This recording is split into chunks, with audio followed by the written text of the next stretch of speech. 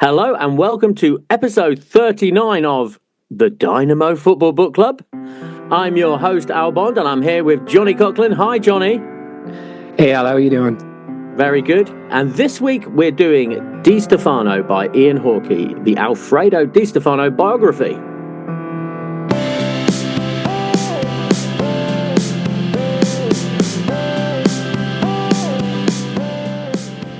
So, Johnny, Dynamo Football Book Club.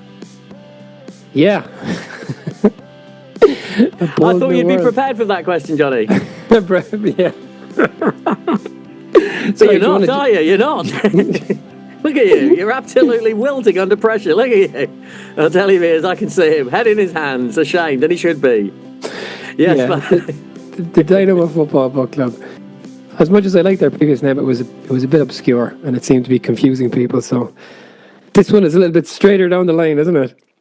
Yes, it is. Yeah, the number of times I had to write it down as people looked confusedly at me as I was trying to explain. But hopefully this should rectify that, Johnny. Yeah, this one kind of does exactly what it says on the tin. So we have a new website, and we're changing our various social media to reflect the name change. The Dynamo Football Book Club. All of the previous episodes will still be available on the feed as they were before. Nothing changes there. And actually, on the new website, we have a few articles as well, book reviews that I've been writing for the West Cork people, Al. You heard me. Yeah, I think maybe some of our listeners don't understand the media reach that the Dynamo Football Book Club has. Indeed. And now it will be even greater, we hope. Okay, very good. Let's get into Di Stéfano. Is it Di Stéfano or Di Stéfano? Let's sort that one out straight away. I'm pretty sure in Spanish they don't emphasise any particular syllables, so I think it is Di Stéfano. Okay, Di Stéfano it is.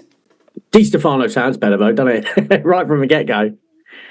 Anyway, his name's Di Stéfano, but he doesn't look like a Di Stéfano, does he? Anyway, all right, so Johnny, we always start like this. What did you know about, I'm going to call him Di Stéfano. What did you call about Alfredo Di Stéfano before you started reading this book? Well, Alfredo Di Stéfano is, of all those kind of, as you call them, Mount Rushmore players, he's probably the one I know least about. And I was wondering why. I guess it's a question of timing and perhaps down to the fact that he didn't have much of an international career and therefore didn't play in any World Cups. So he moved to Real Madrid when he was 29 in 1955. And Pelé took off as a 17-year-old in 1958. So I think it's probably a question of timing. But to answer your question, I knew that he was a Real Madrid legend. I knew that he was vaguely swirling in the air as, maybe the greatest ever, but without knowing very much about him. I would have known he won a lot of European Cups, but that's probably about the limit of it. You?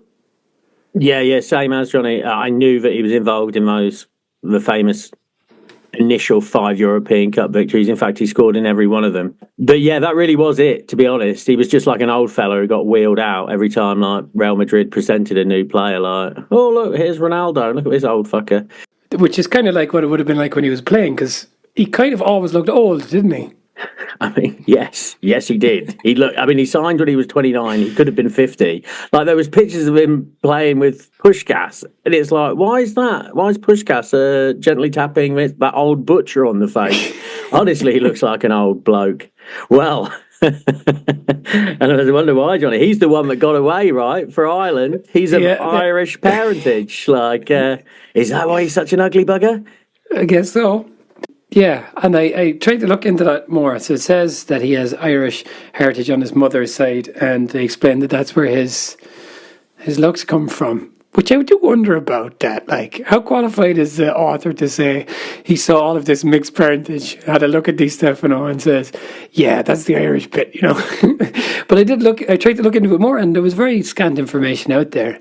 So I don't have any further clarity, but yeah, there is an Irish connection. So what could have been and all of that? Yeah, what could have been? I mean, and he happily would have switched, wouldn't he? I think to start this off, Johnny, you're not expecting this, but I've got a quote from Dwight Schrute of the American Office. And Dwight Schrute is talking about loyalty in the workplace. And this is what Dwight Schrute has to say about loyalty. Would I ever leave this company? Look, I'm all about loyalty. In fact, I think that's part of what I'm being paid for is my loyalty. But if there was somewhere else that valued loyalty more highly, I'm going where they value loyalty the most.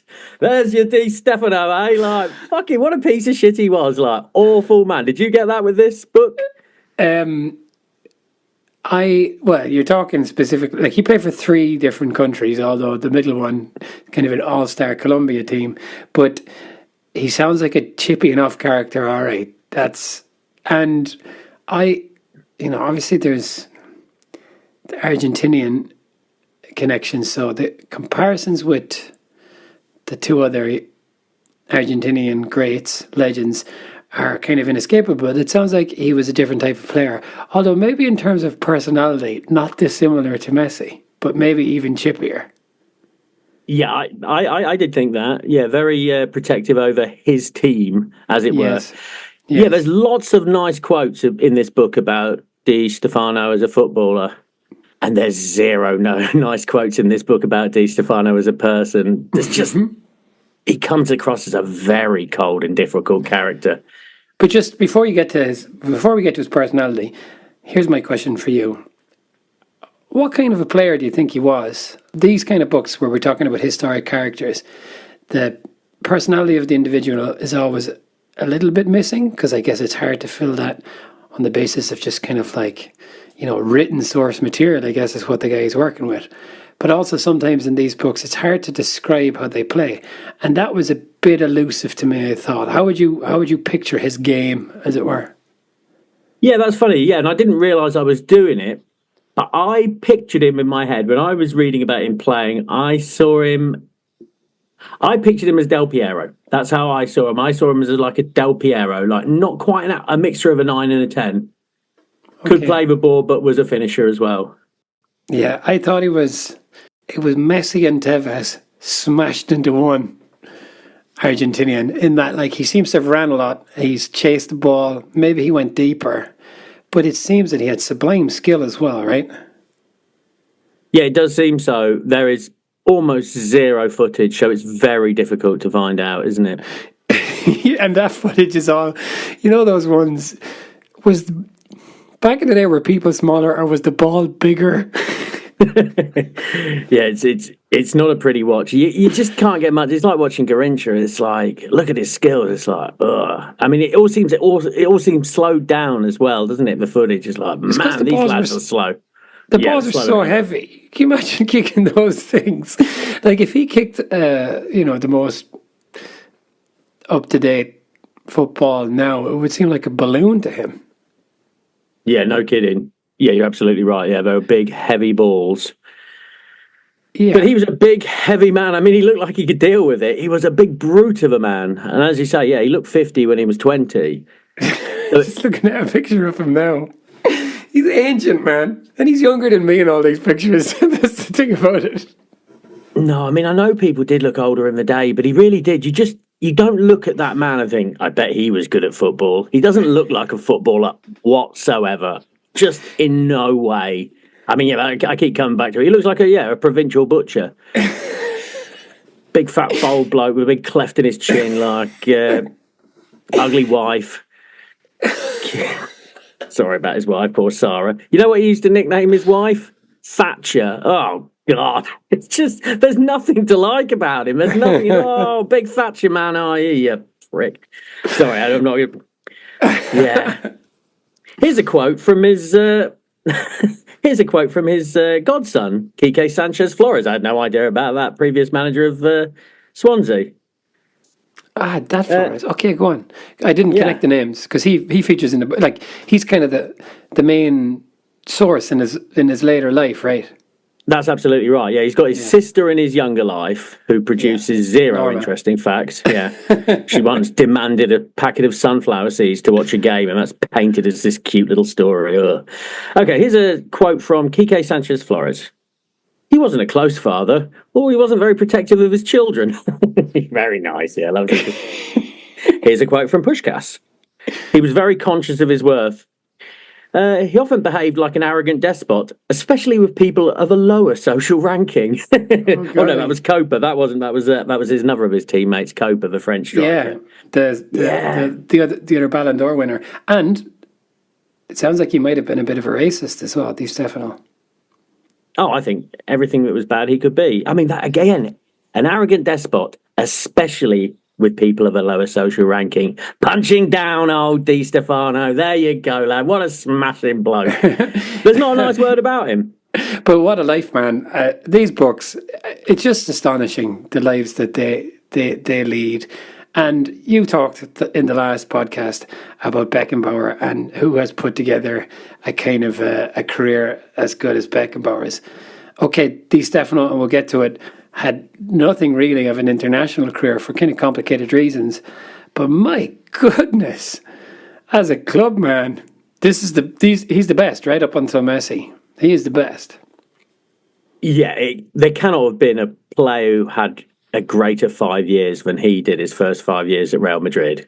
It's absolutely wild. He won 5 European Cups, 2 leagues, 2 Ballon d'Ors, and that's only because he wasn't allowed to win consecutive Ballon d'Ors. Yeah. And he finished Pichichi leading scorer every season? Was that 4 out of 5? 4 out of 5, yeah. Astonishing stuff. Ooh. Amazing. Anyway, let's get into it. Let's talk about the Blonde Arrow.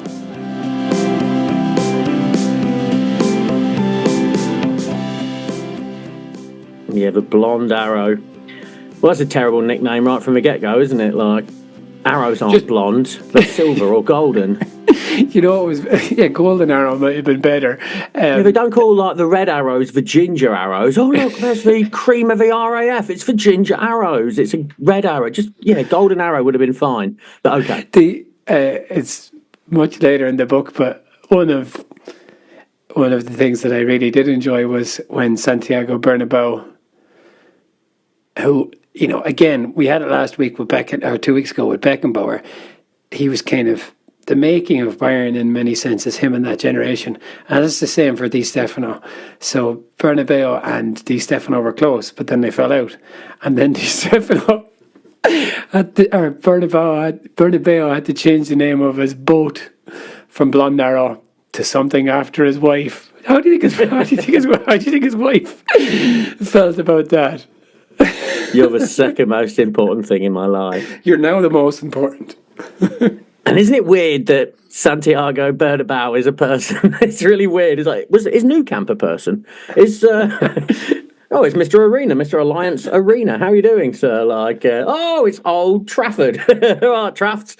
Yeah, I guess I knew he was a person, but it's ever so weird when they keep talking about a building as a person. It's like, St. Paul's Cathedral, that's a man. What? But also, it was named, like, he was still in charge. It was early enough in his time in charge of Real Madrid that they named it after him, or he named it after himself. These boys don't lack for confidence, do they? What a legacy. Well, I mean, we'll get to this, but yeah, I mean, they built that club between them, didn't they? The two of them, it seems. Okay, let's talk about them. Okay. So yeah, we had an Irish connection, and there was also an English connection. Pretty early on, actually. We should probably talk about his childhood first. But there's not much to talk about his childhood, is there? He was a child in Buenos Aires, initially in the city, and then they moved out to the countryside. And he was reasonably well off in Argentina at this time. Yeah, which seems like an Argentinian trope, eh? Like, it's the world of middle-class footballers. Not much interesting about his youth. He won a rugby ball once at a cinema competition, and a group of thugs returned to the cinema and demanded a proper football. So that endeared me to him. That's about the nicest thing I read about him in the whole book. Just going back to your thing there about middle-class footballers, but is the word a pibe, P-I-B-E, with a little whatever they call that at the end? Yeah, that's like the Argentinian street urchin footballer, isn't it? Yeah, that's the stereotypical footballing kid. And Di Stéfano was no pibe, I don't think. His father had played for River Plate in I think it was 1913, but he got injured. And I guess in 1913 in Argentina, football was not really a career. So his father was also called Alfredo. So Alfredo Sr. was not encouraging towards Alfredito, and him pursuing football as an actual career, a professional choice. When, unlike maybe Maradona, who was very poor and probably didn't have a whole lot of options, maybe Di Stéfano could have went another. He could have been like, an Argentinian cattle rustler type character. Yeah, Gaucho. This is what he actually fancied at one point, but we'll get on to that. So he played with some distinction for River Plate. I must admit, I've got very little notes about this. He played 4 seasons, did really well. There's a lot in the book. There's a whole big bunch about a bunch of players who played for River Plate who weren't Di Stéfano. This guy is a phenomenon, right? But he wasn't to begin with. Like, he struggled to get into that River Plate team. It sounds like the coach that he had, was it Pesela? Was that his name? He was reluctant to let young lads into the team. So he was like 20, 21 by the time he's getting into that River Plate team. But they had this legendary attacking 5, Le Machina. La Machina, the machine. It was, they're like the author is at pains to point out, it's not like it's a big clunky machine. It means like the gears are all cogged and flowing, and they played beautiful flowing football, which isn't really expressed by La Machina, is it really?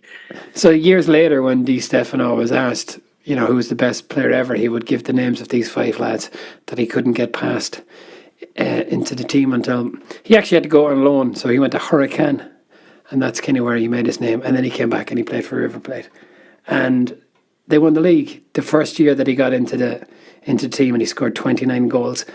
And this is, he really does have the Midas. He had the Midas touch, right? This was something he did over and over again. Just put Di Stéfano in there. He will score so many goals and you will win. Just start winning immediately.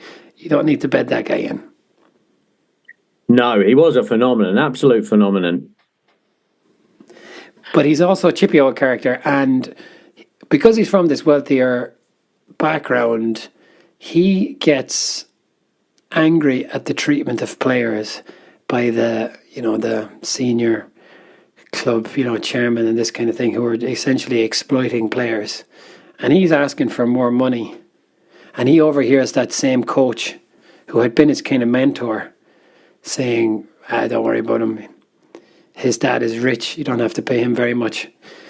And he took that to heart. But before we talk about him leaving River Plate, there was an English connection in Argentinian football. And later when he goes to Colombia. Did you know about this, Al? Yeah, the impartial referees. Because as we can see, week in, week out in the Premier League, England has the best referees in the whole world. They were exporting your Anthony Taylors out there Yeah, exactly. Do you think that it contributes to why Argentinians love cheating their refs so much, because they were English? I think that's maybe part of it. People often talk about that cheating the ref in South America is all part of a skill of a game, right? Whereas I'm into it. As Balaguer would say, in Protestant Europe, we're disgusted by it because we hate corruption. Whereas fun-loving Catholics, they love it. Oh, look at this ref idiot. Yeah, that's it. Not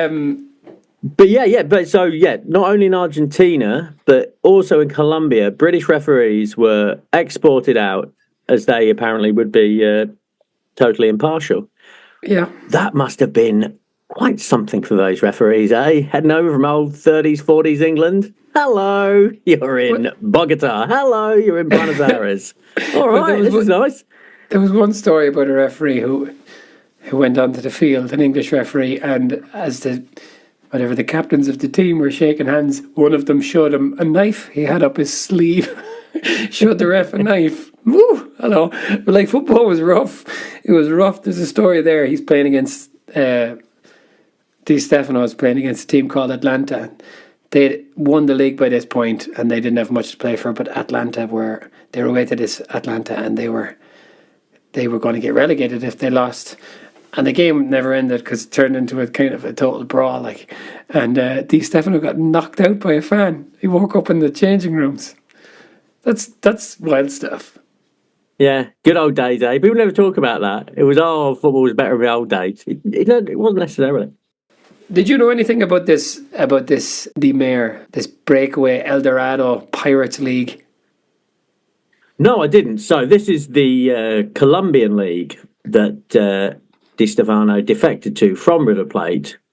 after he didn't get the amount of money. And this seems to me, basically, it's like a Saudi league, isn't it? It's like the Saudi league now.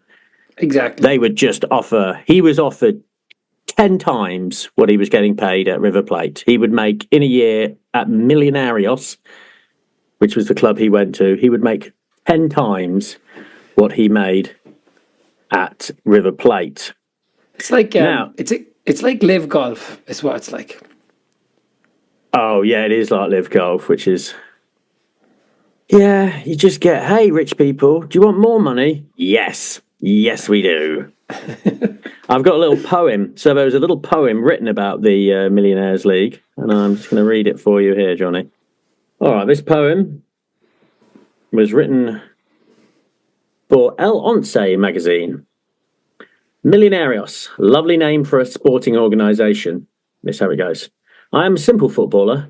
I've always felt the colours of a club. As I've said 1,000 times, as I am a serious person and a respectful player, I always offer my services to whoever is the highest bidder, because the love of sport burns in my heart, and I think it's only wise to get something out of it.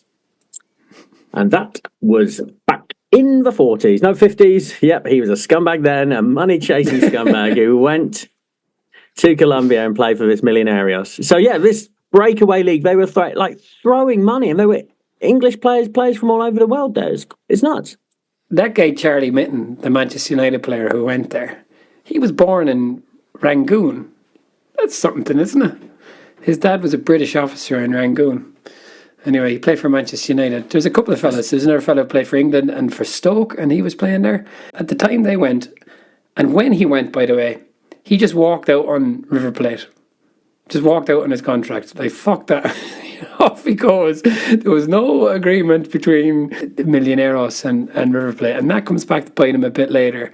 And this particular league, they were a breakaway league from the kind of Colombian, whatever, the actual official league.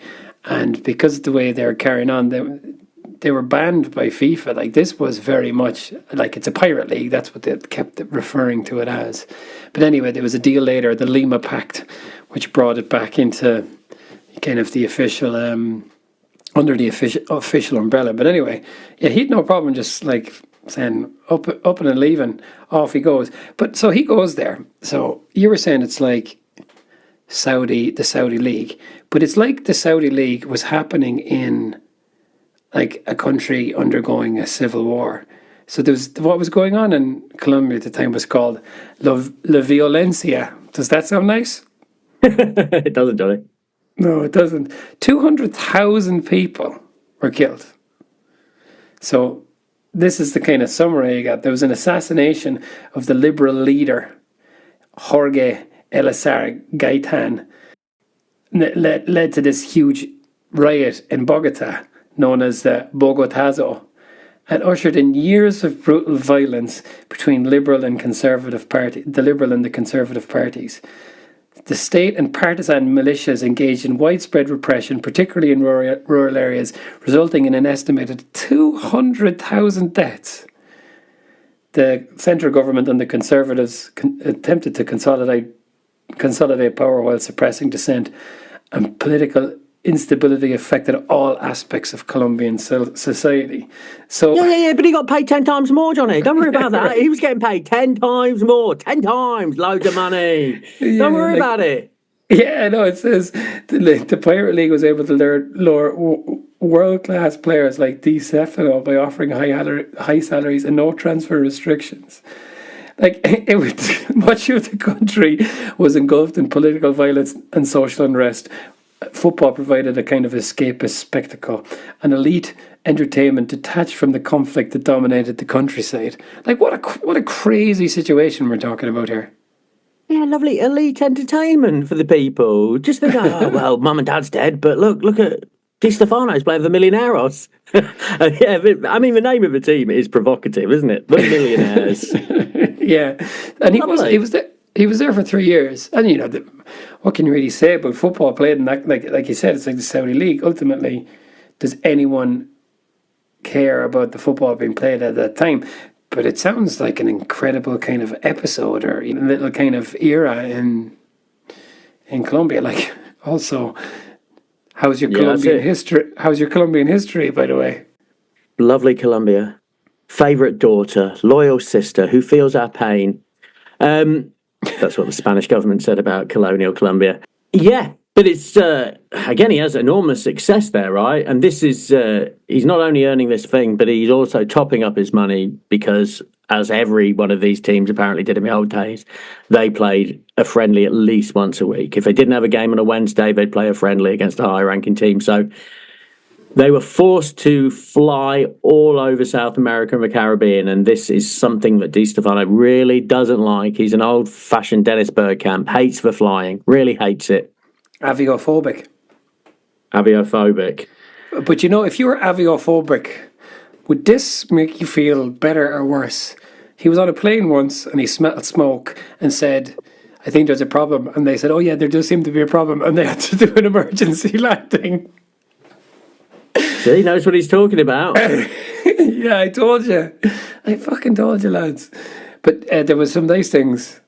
Did you see that line? There's some particular game when they're playing in the Dimare, the Colombian league, and there was a real effort by the different players on this kind of Harlem Globetrotters-y type team, Millonarios, to score the last goal because a local milliner had offered a stylish hat for whoever scored the final goal of the game. Yeah, I wouldn't mind a nice stylish hat, Johnny. Crafted for me in my weird-shaped head. Yeah, and also when he was a Millonarios, this was one of those two world colliding sort of things. Who turns up in Colombia? None other than Che Guevara. Yeah, I think of all the books that we've read, this one's got some pretty heavy hitters from history, doesn't it? It certainly does. Che Guevara's not just passing through and said, oh, he happened to be there. They hung out. They had dinner together. He got him tickets to a match. Tickets that Che Guevara moaned about his mother to. So he moaned about how shit the tickets were that he got from his compatriots. So good for him. Yeah, that is absolutely daft. And I did wonder about it because later, obviously we'll get to it, he's kidnapped by left-wing guerrillas in Venezuela who are backed by Castro. You would think he'd be saying, I am friends with Che Guevara, lads. Yeah.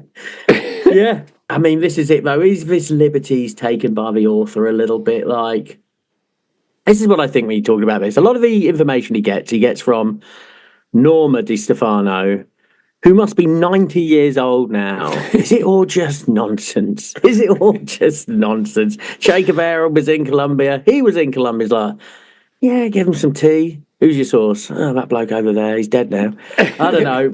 Che and Di Stéfano hanging out, drinking tea, swapping tickets, having a high old time.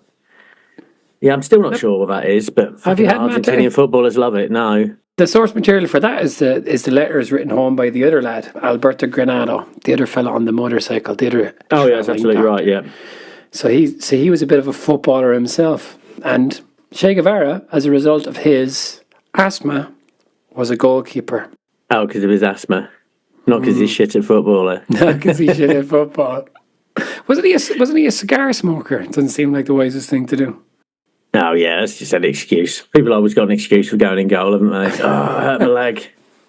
Just broke my ankle, that's why I'm in goal. You didn't like Di Stéfano's nickname, the Blonde Arrow. Do you like the Millonarios? Do you like their nickname? Blue Ballet? Yeah, I like Blue Ballet. Yeah, that's good, nice, isn't it? What about Heleno de Freitas, a handsome Brazilian, one of the best players in South America, but also a bit of a wild man? A wild man? Yeah, he was kind of a womanizer and like a skillful player, but he became addicted to sniffing ether and ended up in a psychiatric home in Brazil. Oh, yeah, that was... Again, like the kind of heavy hitters. Ian Hawkey quotes this guy, Helena de Freitas, a local journalist writing about him. The local journalist is Gabriel García Márquez. Yeah, I forgot about that. I wish he'd say the local journalist, though. Fucking magical realism bullshit. So what happens again then is the money and the energy behind this pirate league is kind of dissipating. Di Stéfano didn't want to remain on a sinking ship, so he just fucked off back to Argentina without telling them either. But before that, crucially, Millonarios had played some friendlies against a certain Real Madrid. So he was now familiar to the world of Spanish football. And this is when it gets quite interesting, doesn't it? And this is when you talk about the Lima Pact. Yeah. So the Lima Pact dictated that anyone playing for a Colombian team will be contracted to that team for as long as they are contracted. But at the end of our contract, they would then be back contracted to the team they left. Oh, fuck's sakes. Exactly. So in the case of Di Stéfano, he had a contract until 1954, and he would stay with Millonarios until then, but then he was back to River Plate. That was the deal. And this was complicated because he wanted to leave. So essentially anyone who wanted to buy him before 1954 had to come to an arrangement with both teams. With both teams. And this is where it gets interesting, because Real Madrid come to an understanding with Millonarios, and Barcelona come to an understanding with River Plate. Yeah. So, in fact, he flies out to Barcelona and stays there for a number of days, right? Ready to sign for them. Not days, months. Months. He lives there. And they organised a kind of a closed-door friendly and everything. Like, he played against them, and he fully expected to go. But he didn't. Real Madrid are Franco's team, right? And the political backdrop to all of this stuff is just amazing. So Franco is a right-wing fascist dictator. They lean on the guys in Colombia to make this deal. Then Barcelona seem to have the advantage, the edge on this. But then the government in Spain starts putting pressure on the director in Barcelona who's leading this whole kind of operation. They threaten to go after his own private businesses. So he pulls back and they get Di Stéfano, and this guy has to resign from Barcelona as a result. That is exciting stuff. Yeah, a lot of intrigue, political intrigue there. Real Madrid are known as Franco's team, right? So they got him, Di Stéfano, Spanish nationality, because he was playing as a foreigner for the first while, but they didn't want foreigners playing in Spain because Franco was generally against foreigners. You get that with the old fascists. And they also had a rule against a certain amount of foreigners. So they actually got him Spanish nationality. And it sounds like it might have been,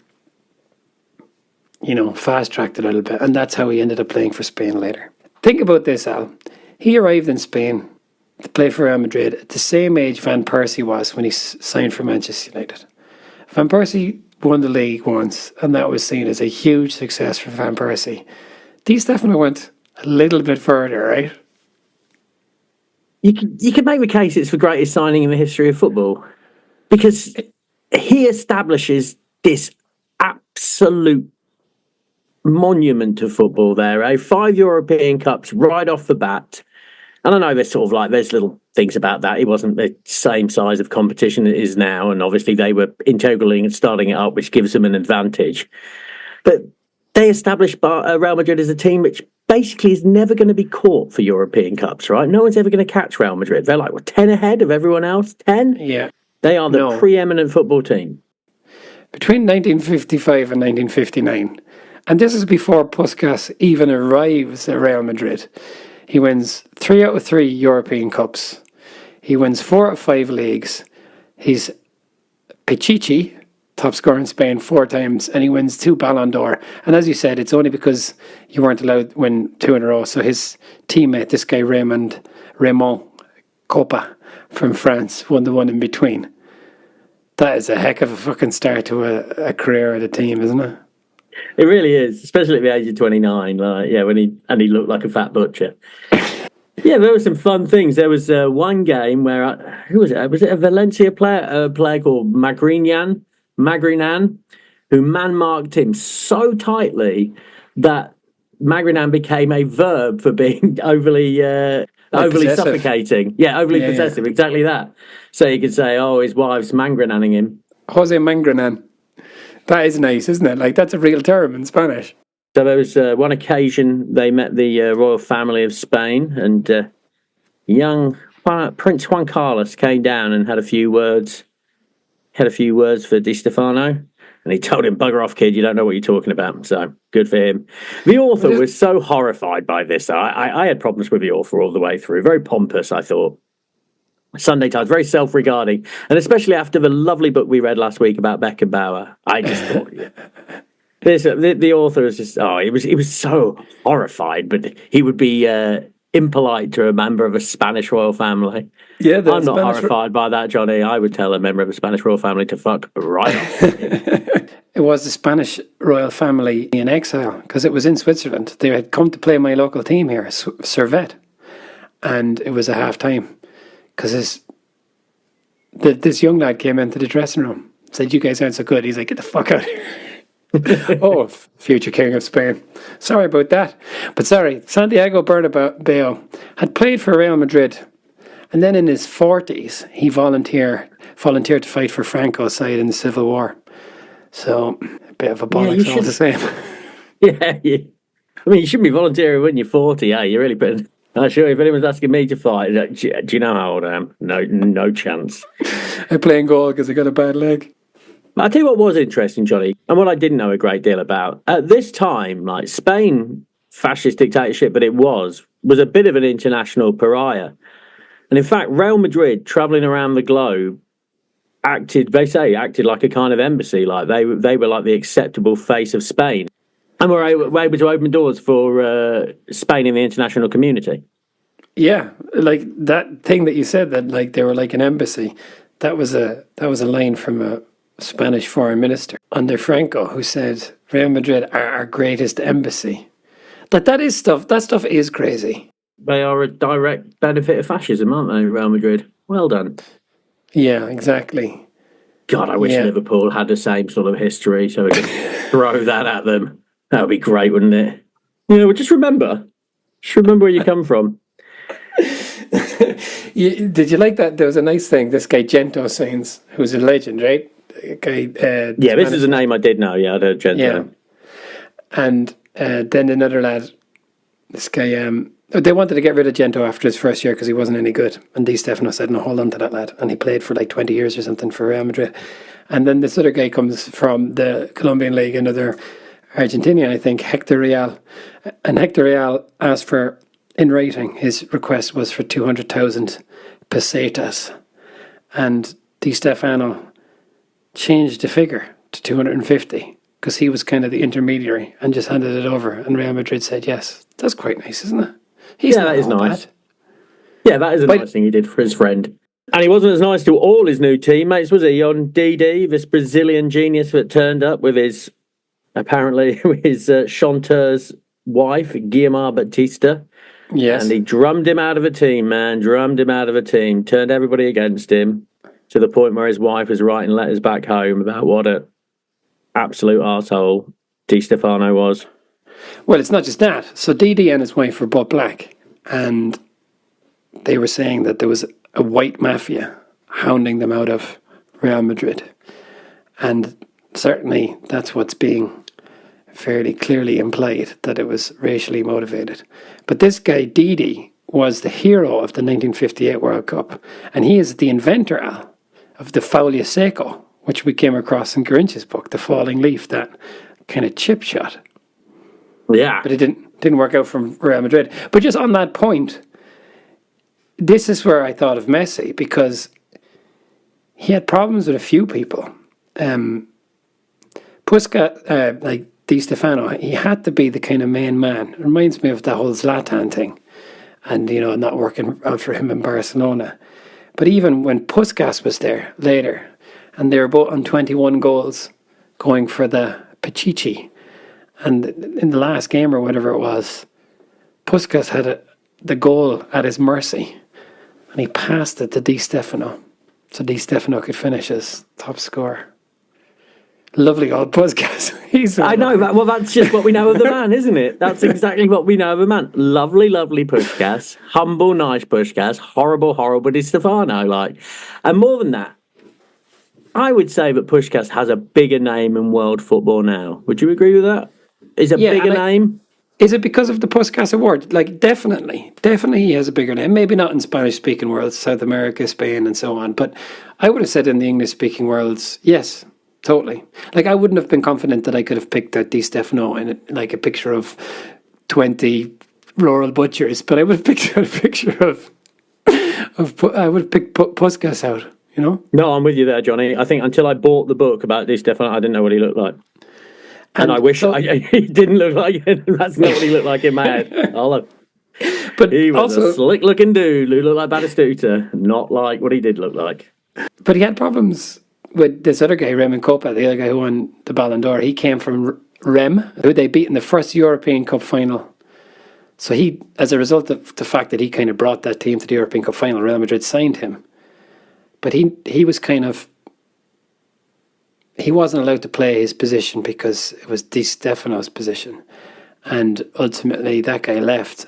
And he kind of left saying that he was never really allowed to play his game, even though he'd won the Ballon d'Or.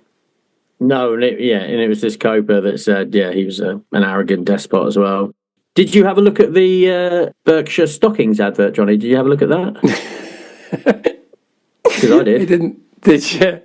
Yeah, so towards the end of his time at Real Madrid, he got in trouble with the Royal Madrid authorities for bringing shame to the club for appearing in a stocking advert. So on the top half is a picture of Di Stéfano with his arms crossed, looking like a angry butcher. And the bottom half of the picture is a shapely pair of legs wrapped in nylons, Berkshire nylons. And so it's all fairly embarrassing, Johnny, to be honest. But anyway, this brought shame on Real Madrid as an institution and was one of the reasons when he started to leave the club. Yeah, he left the club at the end because Bernabeu called time on him.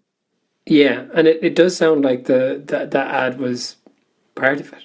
It was the fact that he was wearing a Real Madrid shirt that brought such shame on Real Madrid. It wasn't him and his civvies. I'm honestly amazed they had an advert back in those days. It was like, if I was my wife, I'd want my legs to look like this.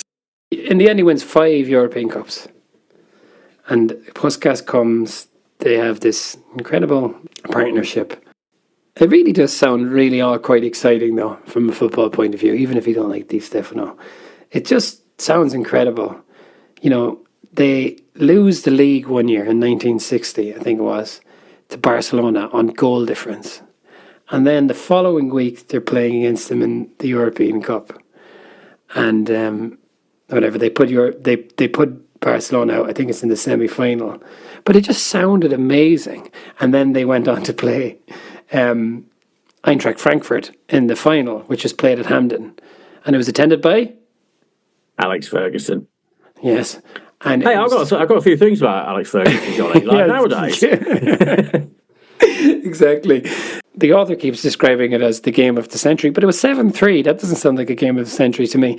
But no, they were like 6-1 up as well. Yeah, how is that the game of the century? Like, they pulled 3 back and they go, no, it was just a hammering, right? It was just a hammering game of the century. And was Ferguson really at that game? Sorry, just on this final, this 7-3, the game of the century. Di Stéfano scores a hat-trick. Puskas scores 4. I bet you Di Stéfano didn't like that. And lovely Puskas. He says that he made a point of being near the ball towards the end of when the ref was about to blow the whistle because he wanted to keep the ball. So the ref blows the whistle. He picks up the ball. He's like, yes, I'll keep that now. And then this guy, his name is Stein, who's playing for Eintracht Frankfurt, comes over and says, can I have the ball? Because I scored 2 goals. And Puskas is like, no. And he's like, please. And he's like, okay. Lovely Puskas. He gives him the ball. And he says, that guy lost, so let's give him something. Yeah, so as you say, he got drummed out of Real Madrid because, Bernabeu, I guess, had eventually kind of tired of him. But then he went to play for Espanyol, but he wasn't particularly good that year. So maybe Bernabeu that was his final year as a player. He's like 38 at this time though, right? He's like properly old. I think he played until nearly 40, yeah. Yeah, I think he's 38 when he goes to Espanyol. So I mean, you can't really anticipate when he's going to tear it up. Look at this new lad, hungry for the game, like. And he got 11 goals at Espanyol. It's not like he didn't contribute. He was like 1 in 3 at Espanyol at the age of 38. So still not bad. You would be afraid that he'd kick the shit out of you if you didn't pass him, though. But sorry, on his international career, let's talk about that for a second. So he played for Argentina when he was a young lad, and he played in some kind of youth cup. But then he was there during the period of Perón and Evita, and Perón didn't want Argentina playing in international tournaments for fear that they would be embarrassed. So he never really played for Argentina in any big competitions. Yeah, I never got any hint of that in the musical Evita. There was no mention of the lack of international football for Argentinians, none at all. Yeah, and Perón, apparently he liked other sports but was down on football. He was Bit of a rugby man, was he? Old Perón, the fucking wanker. Sounds like it. So he goes off to Colombia and he plays in some kind of all-star team there for like, it's a Colombian team, but it's kind of an all-star team featuring the various whatever mercenary players that they have playing in Colombia at the time. But then he gets Spanish citizenship, as we said earlier, and so he plays for Spain. But then they failed to qualify for the World Cup in 54 and 58, and one of them, they actually, in the qualifier, there was a kind of a playoff, I guess it was, however it came, however it worked out, it was them in Turkey, I think, and they couldn't be separated, and it came up to a coin toss, which they lost. And then he did go to the World Cup in 1962, but he was injured, and he was sitting there an injured Pele when Brazil put out Spain. But this was the interesting part, I thought. It said Franco pulled Spain out of the first Euros in 1960 as he didn't want USSR coming to play against him in Spain. So again, like the kind of machinations at the kind of top of the political theatre are fucking with his international career. And then he retires, and so USSR won the first Euros. And then 4 years later, Spain win the Euros. He's no longer playing. He's sitting in the stands. And Franco is there watching the match, presents the trophy to Spain. And who did they beat, Al? Right there in Spain? USSR. Franco stood for the USSR anthem, because that was all kind of part of the reasons that they pulled out the first Euros. This book features Guevara, the future king of Spain, as actual people talking to the player. The Gabriel García Márquez writing about, the games that he's playing in, and Franco and Perón just looming like one step removed from all of the stuff that's going on. Like, this is incredible stuff, really. Yeah, it really is. It really is. So that was pretty much the conclusion of his playing career. Now, what's quite interesting is the author has almost no interest in his managerial career, which was actually enormously successful. And he sort of just brushes it off in a chapter, and he's like, oh, I don't think he would have cared if he'd been a manager or not. He won league titles everywhere he went. He started coaching. He became the manager of Elche, some kind of minnow team in Spain. But then he got the call from Buenos Aires. And who came calling, Al? Not River. Not of course. Like, I will go whoever values my loyalty the highest. Boca Juniors. Where he immediately wins the league. And then he goes to Valencia, where he wins the league. Where he wins the league again, but with Valencia. He manages Valencia 3 times in total, but they keep firing him. But we don't really know why. But so then he has a run with a few clubs that's not very successful. He goes to Portugal to manage Sporting Club of Lisbon, if I'm saying that correctly. And he goes back to Valencia. Club to Portugal. Oh, really? Okay. He goes back Vallecano, Castellón, Valencia, River Plate, Real Madrid for 2 years, Boca again, Valencia for another 2 years, and then back to Real Madrid. Yeah, so sorry, he goes back to Valencia, beats Arsenal in the European Cup Winner Cup, in the final of the Cup Winners' Cup on penalties, where he had Mario Kempes. And then he went off to River Plate, having already managed Boca, and won the league with Kempes and Passarella. And then he went to Real Madrid, and it didn't work out. He got I think he lost in the last day of the league. Lost the league in the last day, and he lost in 4 finals. So it was very close. And then he went back to Boca and won the league again. And then he eventually came back to Valencia, brought them back up they had been relegated, he brought them back up. And he finished his managerial career as a caretaker manager with Real Madrid, where he did win something like a Super Copa. Anyway, it's a 25-year managerial career, which is summed up in less space when it talked about him winning a rugby ball at a fucking cinema. It's quite weird how he just has zero interest in his managerial career whatsoever. And as I say, 25 years of it, managing such luminaries as Real Madrid, Valencia, Boca, River Plate and Sporting. And by the way, he lost the Cup Winners' Cup at Real Madrid to Alex Ferguson's Aberdeen. And you do know, Johnny, that is the last time Real Madrid lost in a European final, in 1984. The last manager they lost to was Alex Ferguson, and he wasn't even at United yet. Now that is something. Wow. What a life this man led. Like, however chippy you find him, what a life. And like I say, just the kind of political background to all of this stuff. Just incredible like that. Well, can I just lower the tone for a bit? Like, yes. His wife actually died in 2005 when he was 80. And yeah, then he got engaged to his secretary, Gina Gonzalez. 50 years his junior. Get in there, son. Woo! Lovely stuff. Real Anna Nicole Smith. But his kids would not stand for it, and they stopped Gina Gonzalez from inheriting his wealth. But not only did they stop her from inheriting his wealth, they took custody of him. And he died a year later. Like, that's a bit much, isn't it? Do you see the pictures of him being wheeled around by his 32-year-old girlfriend? It looked a bit weird, like, oh boy. I'm not sure she was in it for the love.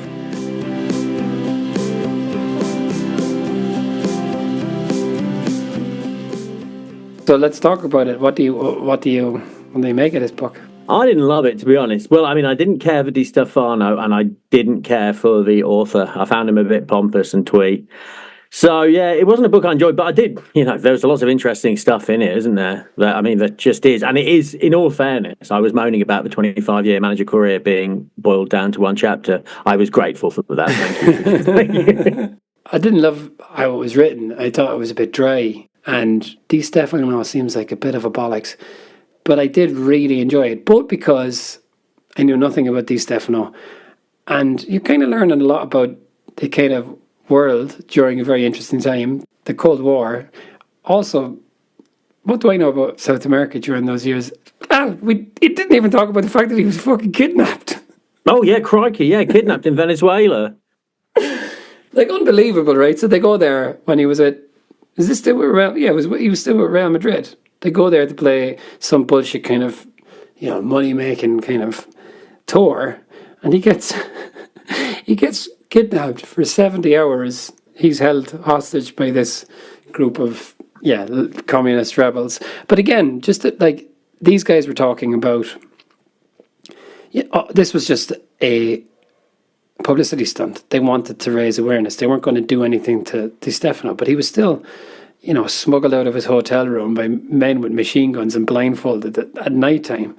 And it was a very polite kidnapping. Well, they told him that they were police officers and they were investigating him being involved in drug racketeering. He's too boring for that, isn't he? But anyway, but he went with them. He's like, go on, lads. Well, I'll just put some trousers on. I'll come with you. Which van do you want me to climb into the back of? Okay, this one. Yeah, off he went. But he actually spoke to his kidnapper 50 years later and told him that he was very scared and his wife was very scared. The kidnapper, who had since become an artist, that must have pissed him off a little bit. Yes, fine. Yeah, so that was interesting as well, wasn't it? Well, I'll tell you what was interesting also. So he's there. Sorry, just on this. So these guys, these leftist guerrillas, they're talking about the execution of... Franco had executed a Spanish communist called Grimao, who had ran a prison in Barcelona during the Civil War, and this guy had kind of been torturing some of Franco's guys. So all of this stuff in the background is quite amazing. And when the guy was arrested by the Spanish police, they threw him out of like the second floor window. And then he was killed by a firing squad, but the initial firing squad refused to do it, so they just got some kind of reservist guys in to do it. Incredible, crazy shit. Wow. So this is what I'm talking about. I found the kind of backdrop to the book incredible, and the fact that it was in these places that I don't know a whole pile about. Like I've read some George Orwell stuff about the Spanish Civil War. You see, Johnny, that's the difference between me and you. You pick up on all this historical significance. I'm like, Quique Sanchez Flores managed Swansea. That's what I've got. Yeah. Well, anyway, okay. So you didn't love this book. What would you give it? I'm going to give it 3 fat butchers out of 5 because The story is incredible, and I've learned so much. Who would have thought that reading 40 books about football would give you a much greater knowledge of the game? Well, it has. Yeah, I really did learn a lot. I guess I'd heard of Santiago Bernabeu, but I didn't really realise he was a person. I'd never seen a picture.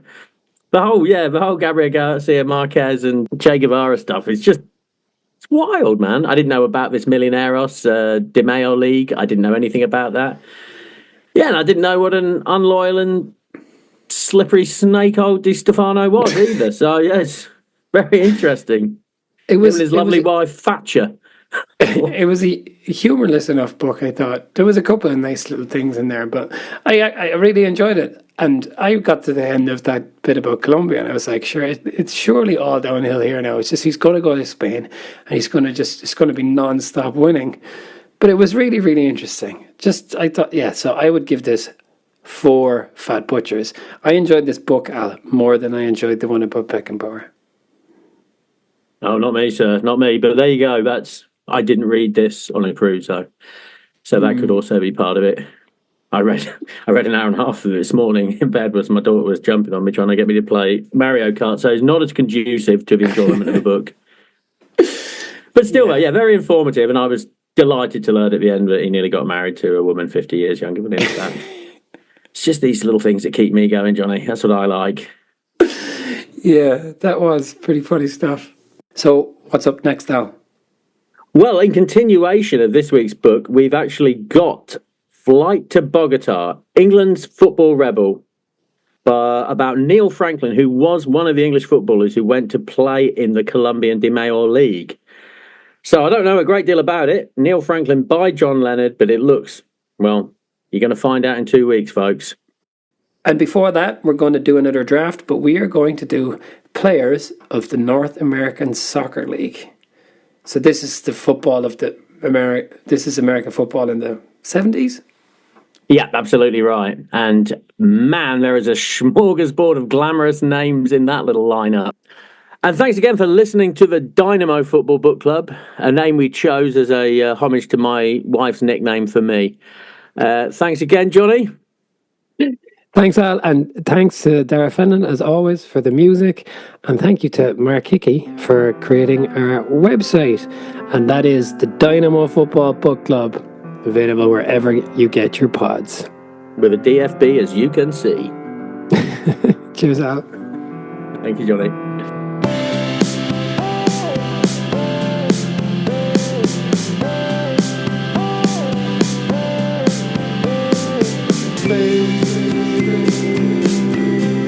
Let your body spin